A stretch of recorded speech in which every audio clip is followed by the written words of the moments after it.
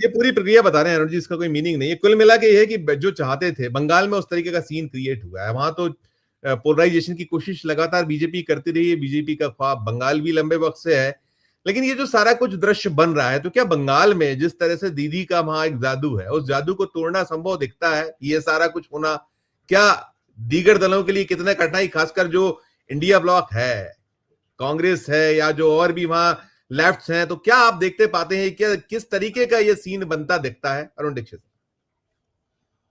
संजीव जी, सबसे बड़ी बात यह है कि दीदी जो है, ममता बनर्जी जो है, वो इंडिया ब्लॉक से आती रही जाती रही। उनकी भी एक समस्या है कि वो अकेले होके, अलग अलग होके अपना, वो सीधे मोदी से अभी तक नहीं लड़ी थी। अभी तक उनका मुकाबला जो था वो घूम फिर के होता था और वो अपनी सुविधा से चल रही थी। पहली बार जो है, जो मुद्दा उठा है, अब ये सज्जन जो मस्जिद की बात कर रहे हैं, फिर वो बाबा जी जो गीता की बात कर रहे हैं, आज देश जो है उन मुद्दों पर बात कब करेगा जो सच में देश के लिए मुद्दा है।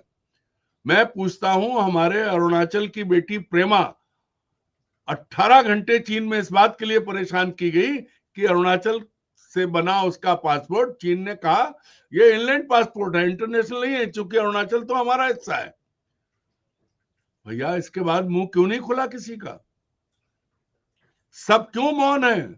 वो जो है खुद को दशरथ के आदेश पे चलने वाले अविनाशी जी, क्या उन्हें ये नहीं दिखता?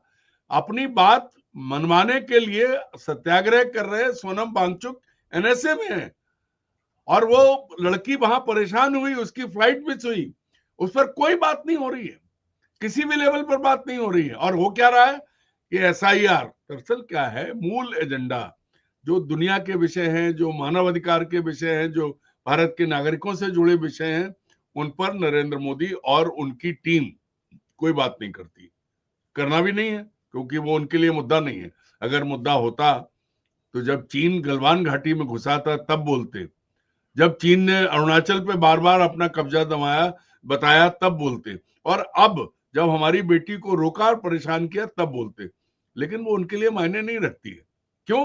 क्योंकि उनको करना क्या है? उनका एक एजेंडा है, कोई कुछ भी कहे। संघ और नरेंद्र मोदी एक होकर भारत को हिंदू राष्ट्र बनाना चाहते हैं, यही एक उनका एजेंडा है, और इसलिए मोदी को पूरी छूट है। हम लोग अलग अलग नैरेटिव बनाने लगते हैं कि भाई अब संघ ने ऐसा कर दिया। कुछ नहीं है ना, संघ अलग, और कोई अभी अध्यक्ष भी नहीं बनाएंगे। जब तक उनको अपने मन की करनी है तब तक नड्डा गड्ढा भरे रहेंगे, तब तक वो कुर्सी पर विराजमान रहेंगे।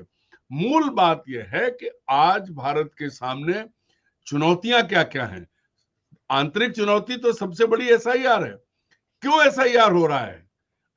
धनंजय बाबू बैठे, ममतानी जी बैठे, मैं कहता हूं कि जब अकेले बंगाल में चुनाव है, बिहार में चुनाव पर एसआईआर पर कौन सा रास्ता है जो विपक्ष ने नहीं अपनाया?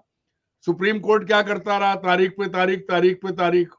और भारतीय जनता पार्टी का एक अंग बन चुका है, चूंकि उसको अवैधान मिल चुका है। चुनाव आयोग वही करता रहा जो उसको मैंडेट दिया गया था कि ये करना है। दुनिया भर ने देखा है बिहार में जिस तरह का तमाशा हुआ है, लेकिन भारत का मीडिया क्या डिबेट कर रहा है कि महिलाओं को पैसे ने काम कर दिया, ये काम आ गया, ये तथ्य आ गए। कोई ये नहीं कहता कि डकैती हो गई, कोई नहीं बोल रहा है। क्यों? कि नैरेटिव कौन डिसाइड करता है? आज एक नया नैरेटिव आया है, वो उनका जो जमूरा है जिसका नाम संबित पात्रा है, वो ट्विटर को लेके आ गया, बोले सबके बाहर चल रहे। अरे भाई, सब कुछ खुद का देख लो कहां से चल रहे। लेकिन एक ऐन मौके पर उन्होंने एक पत्थर फेंका और आज पूरा गोदी मिया उसी पे बात कर रहा है। मोदी जी जो हैं, मोदी जी किसी भी चीज को लेकर के कंसर्न नहीं है, सिवाय इसके कि उनका एजेंडा पूरा हो जाए। ना उन्हें देश की सुरक्षा से चिंता है, ना देश की आर्थिक स्थिति से कोई लेना देना है। अगर ऐसा होता तो बड़े गर्व से कहते थे। उनका बयान आप दिखा सकते हैं कि जब रुपया गिरता है तो प्रधानमंत्री की साख गिरती है, और प्रधानमंत्री की उम्र से तेज रुपया भाग रहा है। अब तो डॉलर जो है 90 रुपए पे पहुंच गया है, तो प्रधानमंत्री से 15 साल आगे निकल गया है। क्यों नहीं बोलते? मुद्दा भैया ये है कि कोई भी गंभीर मुद्दा, देश रसातल में गया है, हर स्तर पर परेशानी है, चाहे सरकारी नौकरियां हो, कहाँ है वो करोड़ों नौकरियां, और तो और वो स्विस बैंक अकाउंट कहाँ गया वो काला धन, किसी पर कोई बात नहीं है। आज बात हो गई, घूम के आ गए कि हमने जो है ध्वजा फहरा दी, राम मंदिर पे ध्वजा फहरा दी, और उसके बाद कह दिया कि दशरथ ने मुझसे कहा था कि आप बेटा काम करो पूरा। तो भैया सबसे बड़ी बात यह है कि हम आज जब बातें करते हैं तो हम उस अंधे कुएं में हैं जहां कोई सुनने वाला नहीं है। दुनिया की नजर में तो सब कुछ है। अब जो फाइलें अमेरिका में खुली हैं और जो अमेरिका में अभी कहा गया, अमेरिका की जो रिपोर्ट है लेटेस्ट, जिसमें कहा गया कि वो जो है इंसर्जेंसी का इंसिडेंट था पहलगाम। अब बताइए आप, और जब आप कहें तो एक टेरर इंसिडेंट है ये, अटैक दिल्ली का जो है। आपका मुंह नहीं खुल रहा, आप बोल नहीं पा रहे हैं। इंसर्जेंसी कोई कह रहा, और उन्होंने कहा है कि पाकिस्तान जीता है। वो रिपोर्ट जो है उसमें कितना नुकसान हुआ ये सब आ रहा है। तो भाई इस पर मुंह खोल के जवाब दो ना। प्रधानमंत्री, आप मीडिया का सामना मत करो, मन की बात में बता दो। क्यों नहीं बोल रहे? लगातार हो रहा है। और वो ताकत नहीं है। नहीं संजीव जी, ट्रंप लगातार अपमानित कर रहे हैं। भारत की इतनी बेइज्जती इससे पहले कभी नहीं हुई। हमारे महिलाएं, बच्चे, बुजुर्ग, नौजवान बेड़ियां लगा के भेजे गए। आपको उस पर बात नहीं हो रही है। आपको तकलीफ हो रही है कि वो हरा और सफेद देख लेंगे, वो भैंस खोल ले जाएंगे, मंगलसूत्र लूट लेंगे, जो सब कुछ लूट रहा है। वहां भी कभी बोल लो, किसी मुद्दे में बात कर लो। और देश में कर क्या रहे हैं आप? गुजरात ही जाएगा पूरा देश का, वो सब बंबई महाराष्ट्र का पूरा गुजरात ले गए। अब तो कॉमनवेल्थ गेम्स भी शायद गुजरात में होंगे।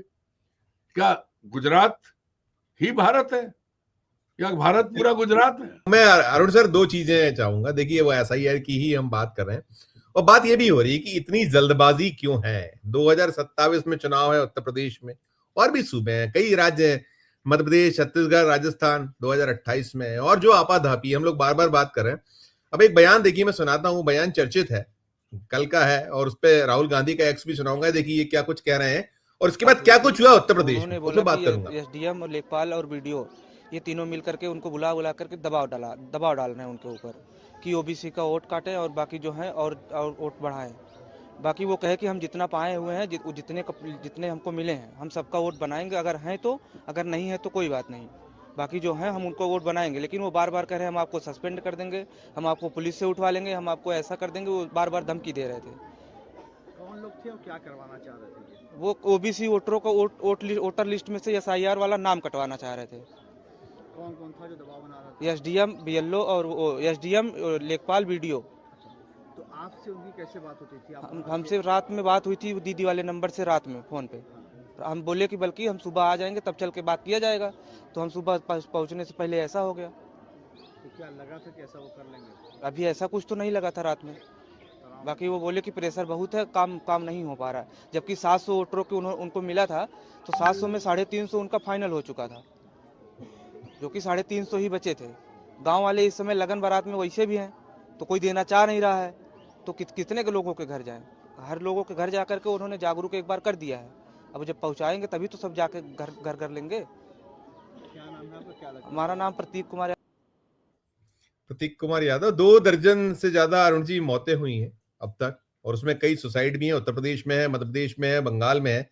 राहुल गांधी का एक्स भी है। ये देखिए, राहुल गांधी वही बात कर रहे हैं कि ये इसी को उन्होंने एक्स किया है, ये उसी से मैंने उठाया है कि OBC वोटरों के नाम काटो वरना नौकरी चली जाएगी। दबाव, धमकी और नतीजा आखिर में आत्महत्या। SIR के नाम पर पिछड़े, दलित, वंचित, गरीब और वोटरों के लिस्ट से हटाकर बीजेपी अपनी मनमानी वोटर तैयार कर रही है। ECI लोकतंत्र की हत्या के जिम्मेदार है। इस तरीके की बातें, और जो धनंजय भाई कह रहे हैं, मैं इससे भी सहमति जताऊंगा कि भाई ठीक है, आप केवल जवानी जमा खर्च भर क्यों, आप जो हुआ है, आप अपना जो चौकीदारी क्यों नहीं कर पा रहे? पहले इस पे आपकी प्रतिक्रिया। संजीव जी, बात यह है कि चौकीदारी करने के लिए, जो अभी धनंजय भाई ने कहा कि ममता ने हर बूथ पे अपने लोग लगाए, तो बिहार में जो हुआ वो कौन सी पार्टियां थी? सरकार थी नीतीश कुमार की, मतलब बीजेपी की। तो बीजेपी के साथ चुनाव आयोग, सरकारी कर्मचारी सब थे। और ये बात माननी पड़ेगी कि ये जो इंडिया गठबंधन के दल थे, ये उतनी मुस्तैदी से मुकाबला नहीं कर पाए। इनके पास मैन पावर जिस तरह इन्हें लगानी चाहिए, डिप्लॉय करनी चाहिए, नहीं कर पाए। क्योंकि अगर ये कर लेते तो हर वोट कटने पे झगड़ा होता, पता लगता। ये नहीं कर पाए। और ये सबसे बड़ी बात है कि अगर आप मुस्तैद नहीं होंगे, उनका तो इरादा जो है, अबे बिहार के बाद 12 राज्यों में क्यों? मेरा मानना है, हो सकता है मेरी राय गलत हो, मेरा मानना है कि नरेंद्र मोदी अपनी बैसाखियां उतारना चाहते हैं। उन्होंने बिहार में खुद को नंबर 1 कर लिया है और वो कभी भी किसी भी दिन बीजेपी की सरकार बन सकती है वहां।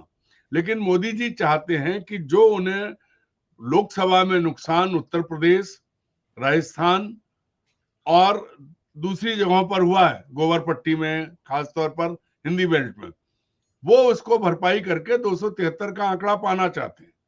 और आप देखें तो 200 सीटें छोड़ दें लोकसभा की दक्षिण की और वो मिला के, और मोदी इस विधा से, इस SIR से और इस चुनाव आयोग से वो कर सकते हैं। कोई कुछ नहीं कर पाएगा।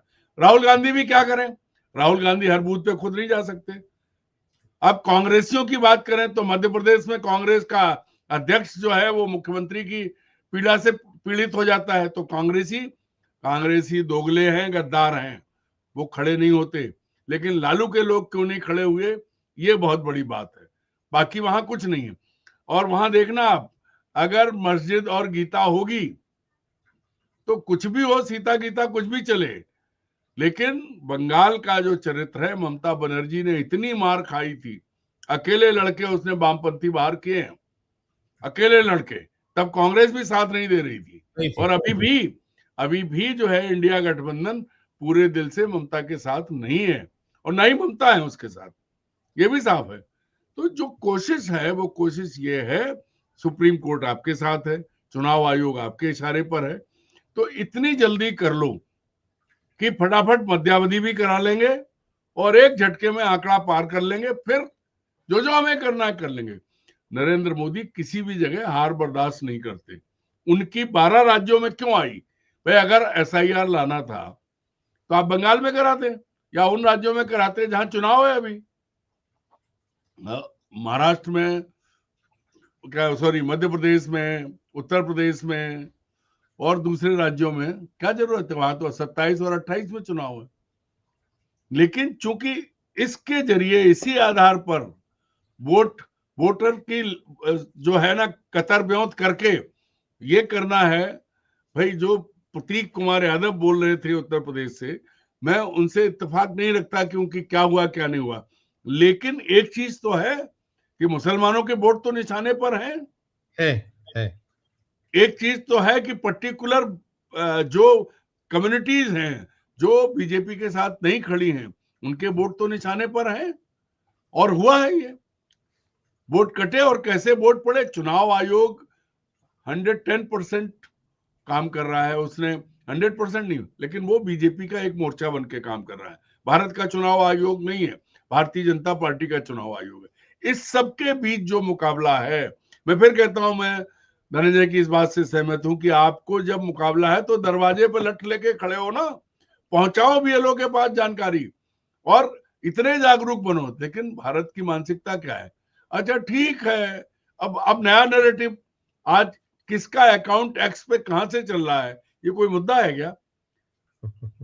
क्यों एक्स पर अकाउंट क्यों रखे? वो तो अमेरिकन है, क्यों कर रहे हो? लेकिन जो अपने महामूर्ख कौन से पात्रा, संबित पात्रा ने प्रेस कॉन्फ्रेंस कर ली और आज पूरा एजेंडा उसी पे चल रहा है। वो तो देखिए, वो तो हेडलाइन मैनेजमेंट, कौन क्या चलाएगा, गोदी मीडिया के तो सुनिश्चित सुबह ही होता है, वो वहां से चलता है, अब ये चला दीजिए, अब ये चला दीजिए, अब ये चलाना है।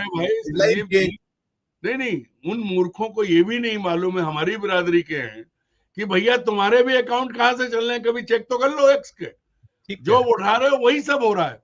तो मूल बात यह है कि एजेंडा सेट कर देते हैं मोदी जी, और चूंकि मोदी जी को आपको जवाब नहीं देना है, आपसे बात नहीं करनी है, उन्हें मन की बात करनी है और निर्देश देना है, तो ना तो आप ये पूछ सकते हैं कि भाई साहब अविनाशी जी, वो 15 लाख हर एक का आना था, वो कहां चला गया, और कैसे आपके रहते 12 साल में स्विस बैंकों में काला धन डबल कैसे हो गया, उसका आंकड़ा कैसे बढ़ गया, कैसे चीन घुस के आया है गालमन में, हमारे 20 जवानों को मार गया था, आज बैठा है। जब ये मुद्दा सोनम वांगचुक ने उठाया तो वो NSA लग गया, वो देश के लिए खतरा हो गए, वो नहीं बोलेंगे। प्रेमा नाम की महिला को जो अरुणाचल के चीन 18 घंटे परेशान करता है, चीन आपके नहीं। इलाके में घुसा है, लेकिन आप उसके ऊपर मुंह नहीं खोलेंगे। आपने बांग्लादेश की पूर्व राष्ट्र प्रमुख को अपने घर में पनाह दे रखी है। अच्छी बात है, पड़ोसियों के काम आना चाहिए, लेकिन पड़ोसी उसके साथ आपके साथ क्या कर रहे हैं उस पर आपका मुंह नहीं खुल रहा है, आप बोल नहीं रहे हैं। दरअसल क्या है, ये जो 56 इंच की छाती ठोक ठोक के हमको तो इस तरह का मतलब पता नहीं क्यों ये आभास होता है कि है भी कुछ की नहीं, क्योंकि जहां जूता पड़ता है, जहां मार पड़ती है, वहां से भाग आते हैं। और घर के अंदर आके तो वो अपने यहाँ गांव में कहावत होती थी, पता नहीं धनंजय इससे सहमत होंगे कि नाराज हो जाए, गली में तो कुत्ता भी शेर होता है भाई। तो आप उस स्थिति में आ गए हैं जहां आपको बोलना है, जहां हमारी नाक कट रही है वहां आप बोल नहीं रहे हो, और जहां जरूरत थी वो सब चीजें कर रहे हैं। मेरा स्पष्ट कहना है कि अब जो SIR है वो नरेंद्र मोदी मध्यावधि लोकसभा का मध्यावधि चुनाव को ध्यान में रख के करवा रहे हैं। उनका एक ही उद्देश्य है कि किसी भी कीमत पर वो 240 का आंकड़ा 272 से ऊपर ले जाए, ताकि अपने हिसाब से चीजें चला सकें और नायडू और नीतीश कुमार की बैसाखियों को अलग कर सकें। इसका एक और होगा कि जिस दिन ये होगा उस दिन मान लीजिएगा नीतीश कुमार भूत हो जाएंगे।